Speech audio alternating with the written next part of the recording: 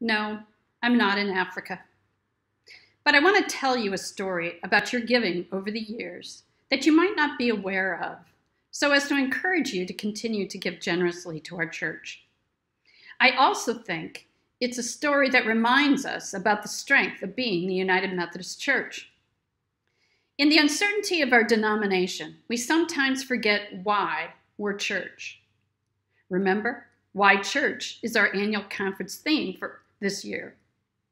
During my years as a bishop, now over 16, one of the most exciting and energizing global mission projects that I've been a part of was Imagine No Malaria.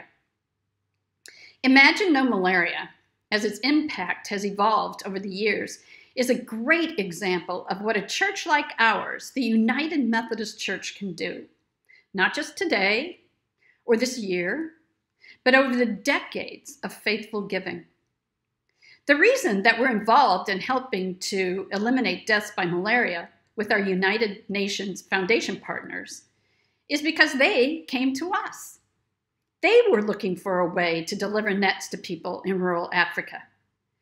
They had money from people like Bill and Melinda Gates and even an initial fundraising for nets by Rick Riley at Sports Illustrated.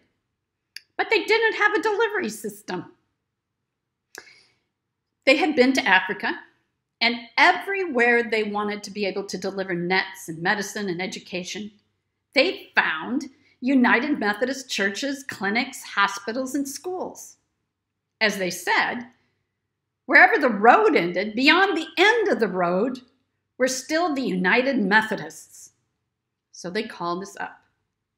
They asked us to partner with them because for decades, United Methodists like you had been giving to mission. Much of it through apportionment dollars, but also other mission gifts. And going on mission trips that built some of these churches and clinics and hospitals and schools. But Imagine No Malaria did more than just deliver nets. We trained thousands of local people as health workers. They were people from the communities themselves where the nets and medicine and education were needed.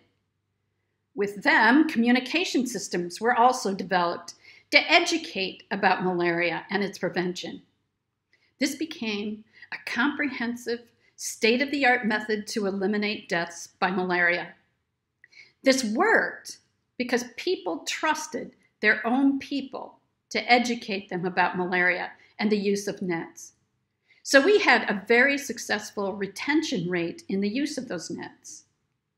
When we completed the fundraising effort in 2016, we had raised almost $70 million for the prevention of malaria in Africa.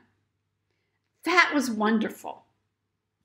But we soon realized that its value was greater yet. In 2013 and 14, the Ebola crisis had begun in West Africa. Because local healthcare workers were trained around Imagine No Malaria goals, trusted people were able to apply some of these same skills and knowledge to the prevention of Ebola. Because communications and technology systems were put in place through the Imagine No Malaria effort, every day during the Ebola crises, 2 messages would go out to people in each West African country. The message in the morning was one of education, reminding people of what they needed to do in order to prevent disease and its spread. The one in the evening was a message of hope and inspiration in the midst of a very difficult challenge. Now COVID-19 has hit Africa very hard, and they are without a lot of medical technology to address its effects. But because they have developed healthcare workers, communication and technology systems, the church there is able to address some of the same needs in terms of helping people be educated in order to prevent COVID as much as any of us are. Your generous giving to apportionments, specifically World Service, as well as specific fundraisings like we did a few years ago in Northern Illinois by raising $1 million towards Imagine No Malaria, is like an investment that keeps growing in its mission to help others. When you give to United Methodist Committee on Relief, for instance, any disaster, you know that 100% goes toward that relief. But it takes apportionments themselves to provide the delivery system. Like you need trucks to deliver food, you need apportionments to deliver help and hope in the form of medicine, in the form of training, in the form of persons and missionaries. Apportionments are quite literally an essential delivery system of hope for many people. I could list a lot of examples like this, but another one that comes to mind is our reputation around the world to provide well-trained, certified, and well-respected chaplains in all kinds of institutions, including the military. The funny thing about United Methodists is that we don't know or appreciate who we are and what we do as much as other people do. Any individual church in Northern Illinois may not be the biggest church, but you're part of a very big church.